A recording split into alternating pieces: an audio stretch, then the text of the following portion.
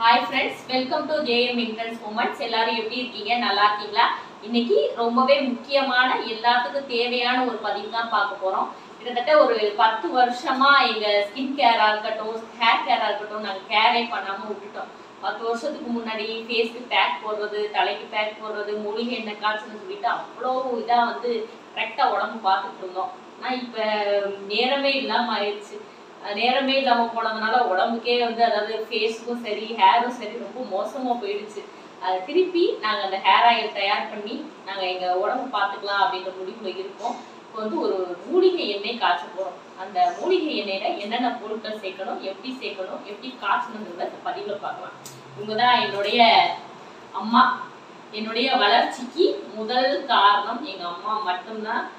முன்னாடிலாம் யூடியூப்ல பேசுறதுக்கு ஒரு தைரியமே இருக்காது, கேமரா முன்னாடி பேசுறதுக்கு. எனக்கு எப்படி நல்லா பேசினாலுமே சொல்லுவாங்க, என்னம்மா எப்படி பேசியிருக்கேன்னு சொல்லி கேட்டா சொல்லுவாங்க, இன்னும் நல்லா பேசணும்னு சொல்லிட்டு என்கரேஜ் பண்ணிட்டே இருப்பாங்க. எப்போ எந்த வீடியோ காட்டினாலும் சரி இன்னும் நல்லா பேசணும்னு தான் சொல்லுவாங்களே தவிர நீ நல்லா பேசியிருக்க இதுவே போதும் அப்படின்ற வார்த்தையே உங்க வாயிலிருந்து வரவே வராது. ஒரு ஹெச்எம் ஒரு ஸ்டூடெண்ட்டை எப்படி வழி நடத்தி கொண்டு போவாங்களோ அதே மாதிரிதான் இந்த யூடியூப் சேனல் வந்து வழி நடத்தி கொண்டு போறதுக்கு முதல் காரணம் அம்மா மட்டும்தான். இன்னொன்னு என் தங்கச்சி, அவள் தான் வீடியோகிராஃபர் ஆரம்பிச்சு வச்சா. அவள் சொல்லுவா, இப்படி பேசு அப்படி பேசு, ஏன் இந்த சைடு பாக்குற, நீ கேமரா பார்த்து பேச மாட்டேங்கிற, வேற எங்க பார்த்துட்டு பேசுன்னு சொல்லிட்டு எல்லாத்தையுமே புரிய வச்சு என்னை இந்த அளவுக்கு கொண்டு வந்ததுக்கு இன்னொரு காரணம் என் தங்கச்சி. 2 பேருக்குமே இந்த பொண்ணான தருணத்துல நான் தேங்க்ஸ் சொல்லிக்கிறேன்னு நினைக்கிறேன். அம்மா எக்ஸ்பிளைன் பண்ணுங்க. ஹாய் ஃப்ரெண்ட்ஸ், நல்லா இருக்கீங்களா? எப்படி இருக்கீங்க? பொண்ணுகள்னாலே ரொம்ப அழகானது வந்து தலைமுடி தான்.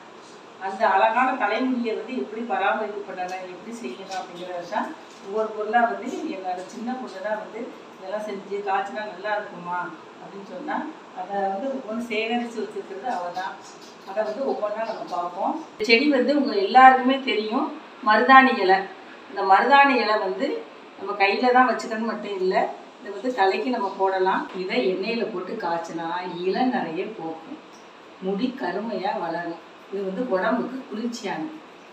அடுத்து வேப்பலை. இது குப்பைமேனி இலை.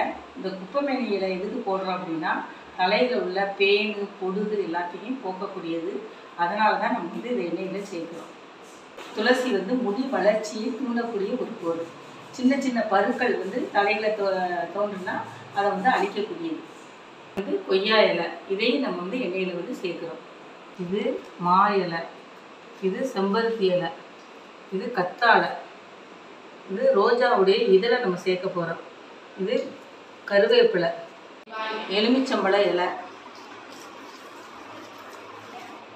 வெற்றிலை,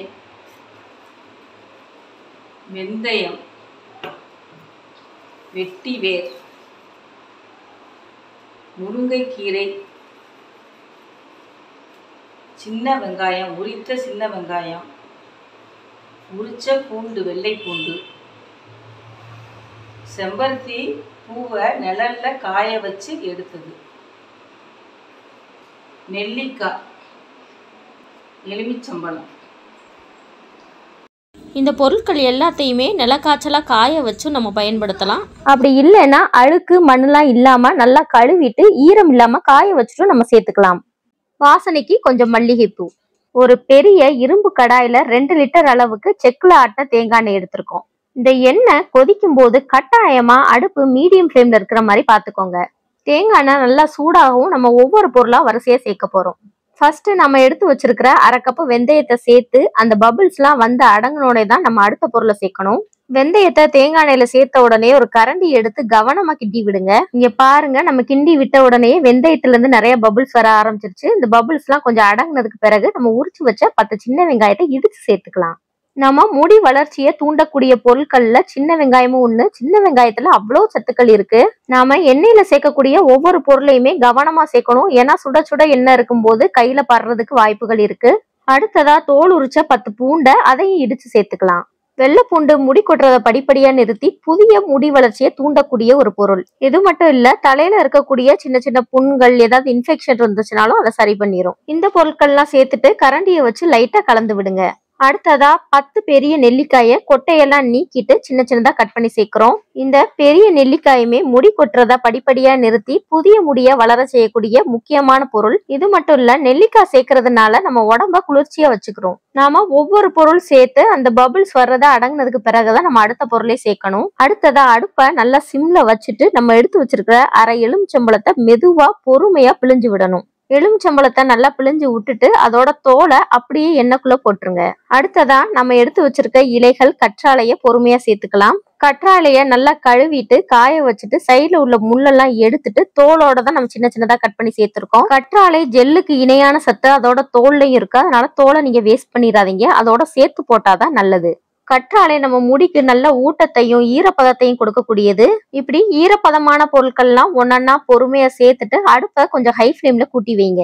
இந்த ஸ்டேஜ்ல கொஞ்சம் ஹை ஃப்ளேம்ல வச்சாதான் நம்ம போட்ட பொருட்களோட எக்ஸ்ட்ராக்ட்லாம் கொஞ்சம் கொஞ்சமா எண்ணெயில இறங்க ஆரம்பிக்கும். அடுத்ததா அடுப்பை சிம்ல வச்சுட்டு நம்ம எடுத்து வச்சிருக்கிற இலைகளை சேர்த்துக்கலாம். ஒரு கையளவு கருவேப்பிலை சேர்த்திருக்கோம். இலைகளையுமே ஒன்னொன்னா சேர்த்துட்டு நுரையெல்லாம் அடங்கினதுக்கு பிறகுதான் நம்ம ஒவ்வொரு பொருளா சேர்க்கணும். அடுத்ததா ஒரு கையளவு துளசி இலைய துளசி பூவோட சேர்த்துக்கிறோம். அடுத்ததா ஒரு கையளவு முருங்கைக்கீரையோட கொழுந்து சேர்த்துக்கிறோம். முருங்கை இலை தலையில இருக்கக்கூடிய நரைமுடியை தடுக்கக்கூடியது.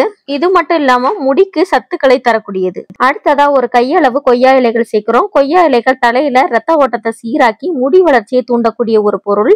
அடுத்ததா 2 பெரிய சைஸ் மாவிலைகளை பிச்சு சேர்த்துக்கிறோம்.